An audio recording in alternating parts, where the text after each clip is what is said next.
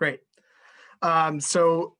Anyway, it's such an honor to be at Atlanta TUG, to be here. The Atlanta TUG is such a great Tableau user group, and sharing the stage with Ben Jones. It was a terrific conversation. There's so many data professionals on here, and we're trying to balance, expanding data literacy across networks and in our workspace. I'm glad I was paired with Ben because my hope is to talk a little bit about your non-work life and how that can be impacted by data too. So let me see if I can get this share screen to work, and I'll turn it off so you stop looking at my mug.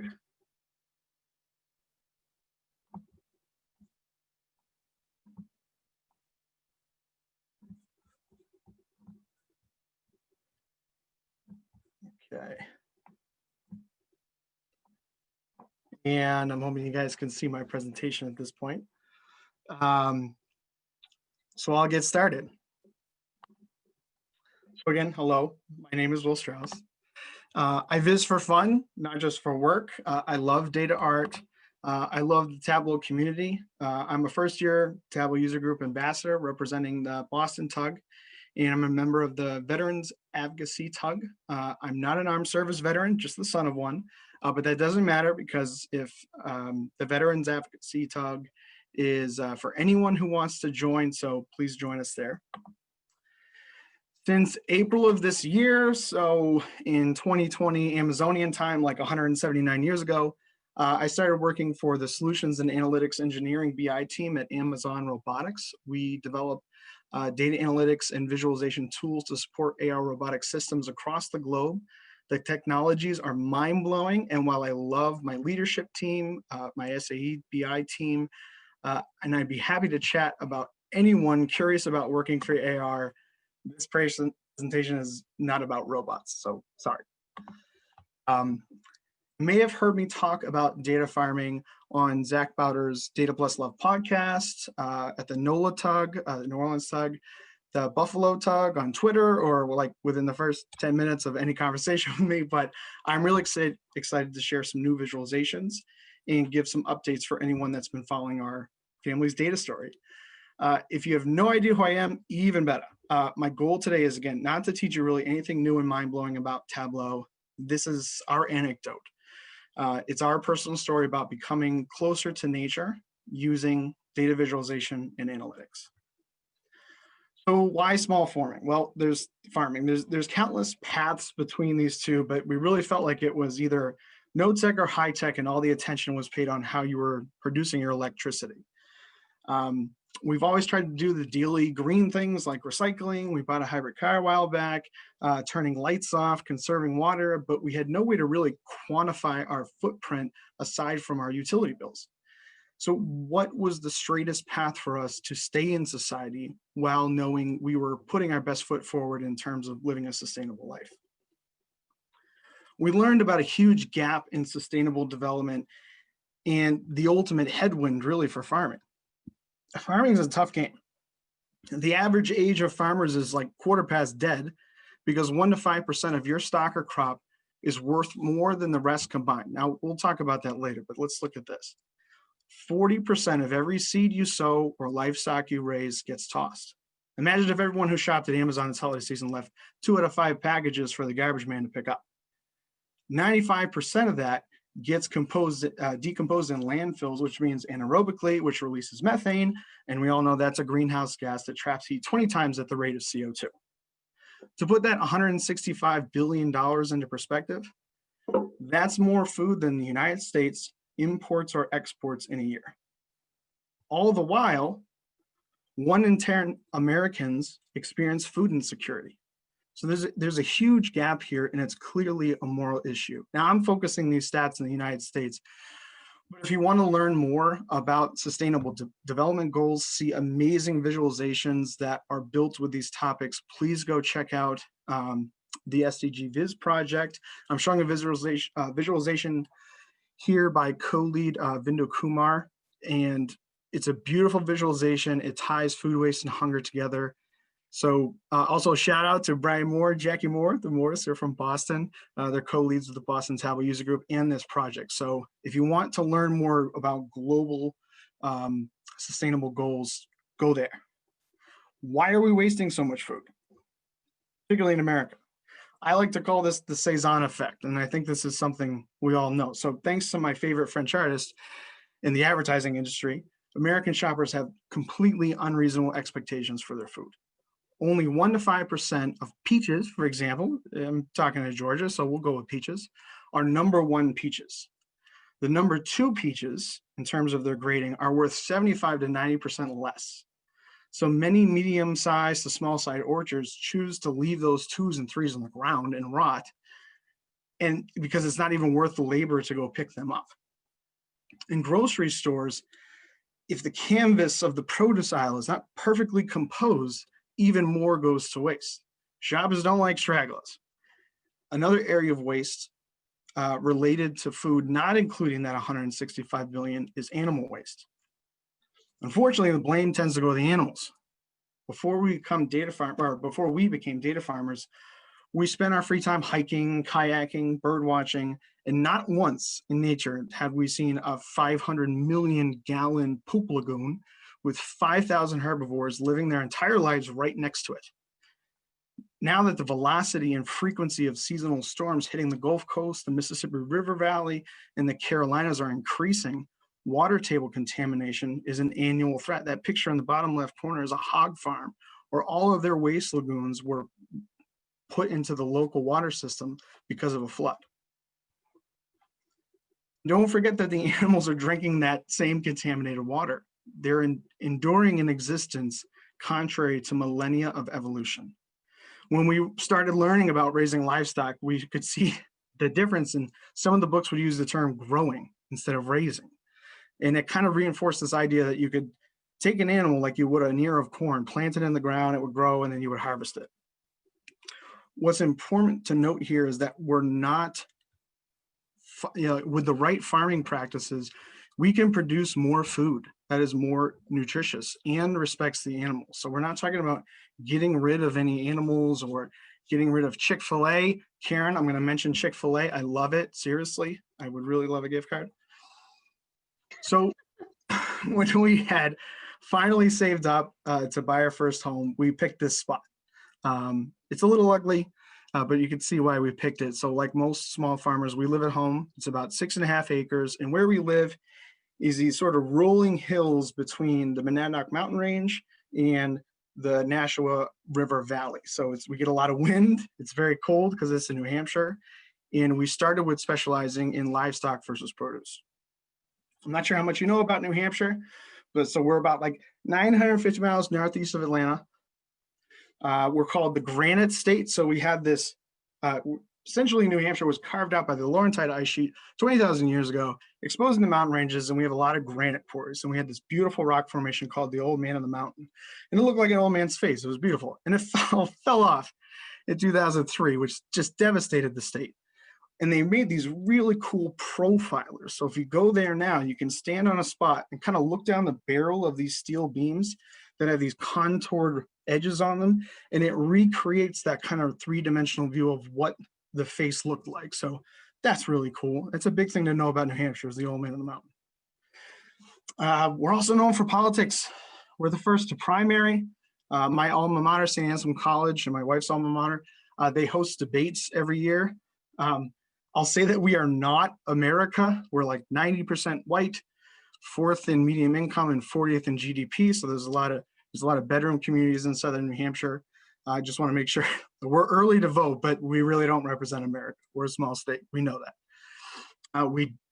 It does mean that in primary season, there's a lot of candidates all around. So that's me with Tulsi Gabbard and her sister V, who I talked to for a while, wearing some Tableau swag in a local coffee shop. We did have a president, Franklin Pierce. There's still a college named after him. He's best known for being a doughface, which means he was a northerner who supported slavery. Just telling it like it is. Our most famous president is definitely Jeb Bartlett from the West Wing. And if you ask anybody, he's still the most popular president in American history. Our state tree is the paper birch, which is, one of my top 3 favorite tree species. And yes, I'm the kind of guy who has a favorite tree species list. We love irony. So you can see the Old Man on the Mountain still being used, even though it fell off, using our slogan, live free or die. And all those are printed out in prisons. And our state bird is the purple finch. Isn't he dapper? So here's management. I'll start with the humans first. On the top right is my wife, Carrie. She's really the owner and head farmer. She does most of the work. She's absolutely amazing. And I want to wish her a happy birthday. It was her birthday this last week. My daughter, Abigail, on the left there, she's an animal whisperer. My son, Henry, says he's a builder, but he's more of a demo master. Our alpha chicken, alpha rooster right there. Disco is our head of security. We have a beaver that keeps our pond level a little higher than I'd like, but he does a good job in the drought season. And our LGDs, Khaleesi and Hodor. I get asked this a lot. What does LGD mean? It means livestock guardian dog. They're bred to be intelligent, independent watchdogs bonded to the flock. You can even see Khaleesi as a kind of a puppy here, watching chickens eat out of her food bowl and not eating them, which was great restraint. And they're big enough to take on bobcats, coyotes, black bears. Their bark is usually enough to keep them away. And also out here in New Hampshire, like rural New Hampshire, big dogs are good, little dogs are food. So let me show you the place and we'll get into some Tableau. So it's only 6.5 acres, but it felt massive when we started planning. My first paying job was as a land surveyor's assistant, and I learned a little trig and a lot of identifying and describing land features and vegetation groups. So let's jump over to Tableau. I'll show you the layout. So this is our farm. You saw that picture earlier. And what we did is we used a great tool, a drawing tool from Interworks, and I'll kind of pop that off after when we use a polygon function. And so what you can see here is we drew outlines around a satellite photo of our property, identifying different pasture areas. So here's a house, we point north. That pond you saw is our most dominant land feature. It's anywhere between 25 to 40 million gallons of water. It's stone lined, spring fed, depends on what time of season it is, what the water level is. Our second largest feature is this giant northern pasture, which was just all grass. The red areas are ones that we chose to avoid. So one is our septic tank. Obviously, we're not going to plant or build over that. And we chose to segregate an area for protected nesting sites.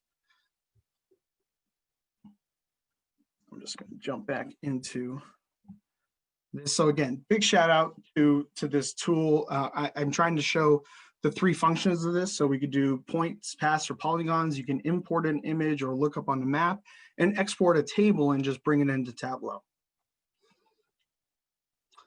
So once we had it kind of laid out, the best advice that we got from old farmers and gardeners was to don't start planting anything. You can get some chickens and stuff first, but go look and see what's already growing there. It's going to give you an indication of what grows well there and if you fit a niche in the local farmers market. So we went around and we found silverberries in the top left, also called autumn olive, wild grape. We had a peach tree, some cider apple trees, some nice grass diversity, but we wanted to increase that. On the bottom right, that's spring carrots. Have you ever seen Queen Anne's lace? If you know that, in early spring, that's actually a carrot. You can eat that. And there's my son in the top right munching out on cattails, those little tall grass that grow in wetlands. You can eat that from root to tip. Our pasture exploded with wildflowers, dandelions, baby's breath, aster. We shared the pastures with a lot of animals. So we found multiple species of songbird, pasture bird. We had bats, great bioindicators like these frogs, snakes to eat the frogs. That's a little monarch caterpillar in the top right corner. My favorite pasture species that we found is this endangered species of blackbird related to the more common red or yellow-winged blackbirds. And I thought those yellow heads were like mating displays. But when we watched them in the spring pasture, they would actually disappear. It was perfect camouflage to look like a dandelion. I just thought that was really cool, and we were excited that we had an endangered species.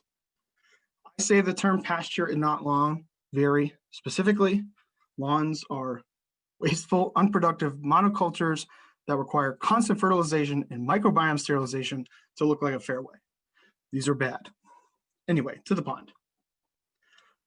We shared the pond with a lot of animals too.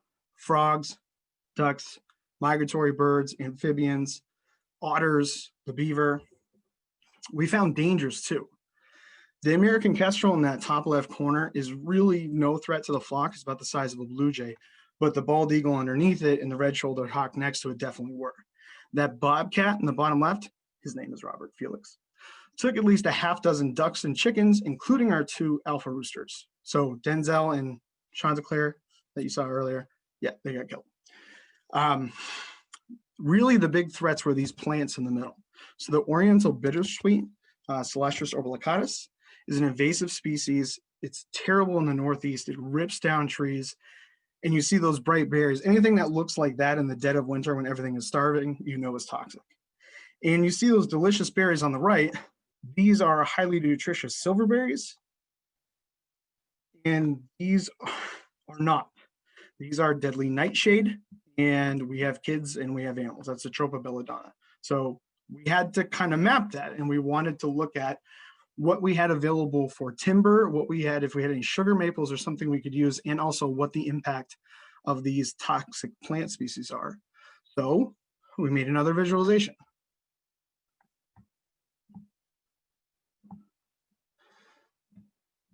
So this I kind of have pre-filtered to those silverberries, those delicious little red self-fermenting berries that are superfruits and make great mead and wine, and our kids love to pick.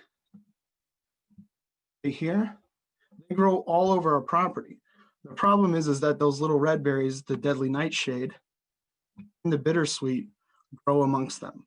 So we had some really clear paths through our first winter and spring that we had to both clear these species as best as we could and introduce species like wild grape and creeping vine to compete with them because there's really no way to totally eradicate them. We did find some other cool stuff, like our state tree is represented very well. To our pasture down here, we actually had some saplings come up, so we're going to let that procreate. And here's our apple trees. And like I said, that maple tree that the turkey is going to fly to. Or the red maple. Anyway, you get the idea. So we built this visualization. We went out and surveyed. I could open up this drawing tool on my tablet and input the locations as I walked around. And it was really simple. And this helped us make a lot of decisions about not only where we could plant stuff, but available timber. And like we said, the threat of course, the toxic berries.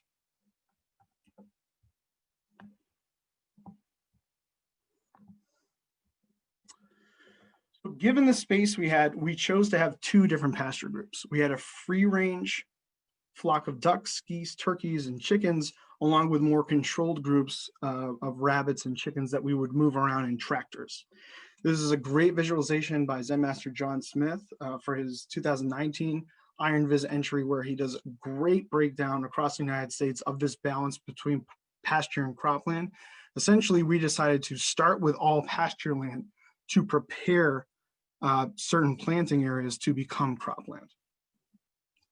So we got some chicks in the mail. Yep, they'll mail them out to you. I got a day-old chick here. His name is Chanticleer. He is a redhead right down the middle. There's my son Henry, and he's so young you can even see the egg tooth on the tip of his beak. As they grew up, they went right out into the pasture and started pecking and scratching and living as chickens do. At that big pond, we raised our goslings and ducks inside and then brought them outside. I did not enjoy raising ducklings inside. They drink a lot of water and they're messy eaters. And we also had turkeys. If you don't know anything about turkeys, they roost. Our Narragansett turkeys are very closely related to wild turkeys. So they'll roost on your shoulder, roost on your leg, roost on power lines. And if you thought that it was crazy that this one was roosting on the top of our barn/garage, you might have not noticed the one on top of the 150-foot tall red maple tree about 70 yards away. So we started with rabbits for our tractor stock. So these were enclosed units that we were going to move around. Why did we start with rabbits? Because they're adorable. Come with moms, which is a really big evolutionary advantage. The kits are totally dependent on their mothers for food and water and warmth. We know moms are awesome in general, but we have a much deeper appreciation of how amazing they are when we got our shipment of ducks, who we had to totally care for. We had to be their moms, feed them, water them, bathe them, and share a tub, which was pretty gross, but I need to scrub it anyway. Rabbit's delicious. If you haven't had rabbit before, it's exactly the same as cooking skinless chicken. There's a slightly nutty flavor to it. You can roast it, fry it, stick it in a stew. We love eating rabbit, and so do raw diet dogs. Chose silver fox rabbits because they're a rare heritage breed and they're perfectly suited for our cold, windy climate. Their pelts are really soft and warm, and as you can see here, they're very valuable.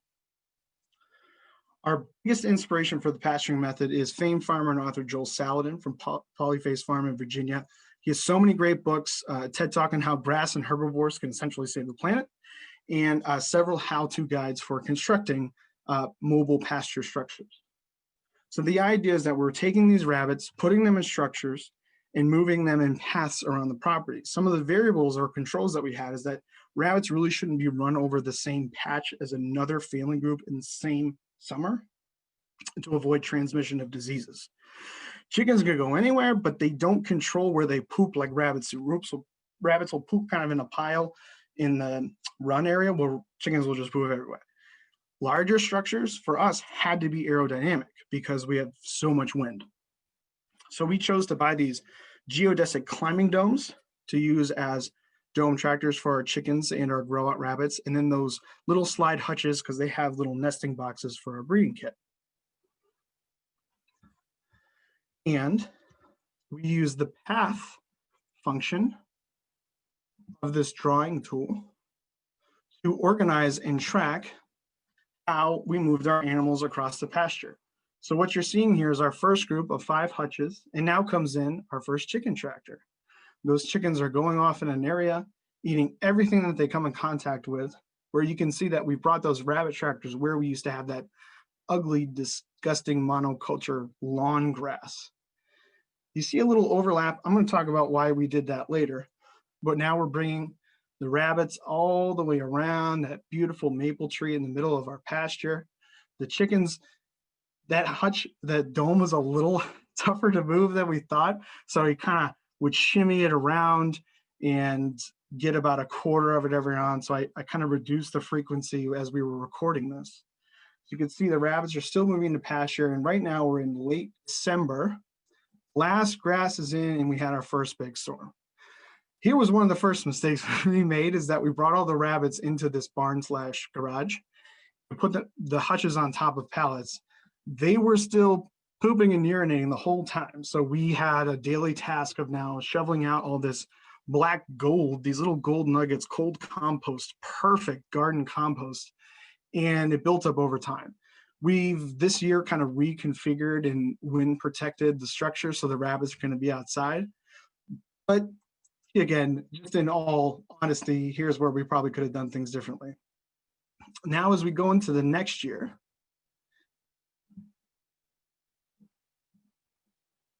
you can see basically we were able to bring in another dome, and we actually bought a third dome as well, where we were bringing groups of meat chickens along with our grow outs.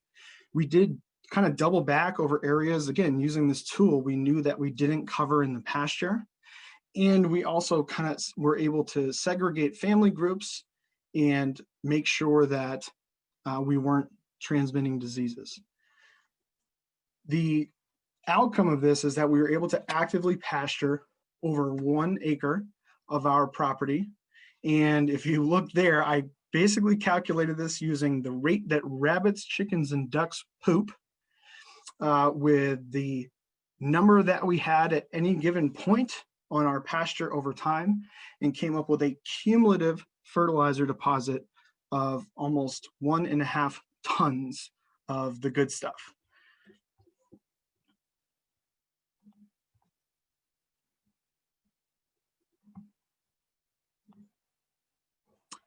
Why were these tractors so great? Well, we got to use the whole chicken. Chickens, we would supplement their feed with bird seed, and they turned out to be their best farmers. What they didn't eat was pooped on and stepped on in the soil as they were scratching it and stepping on it, and by mid-spring, we had sunflowers and feed corn and grain popping up behind them. Just so you know, rabbits love sunflowers, probably even more than carrots.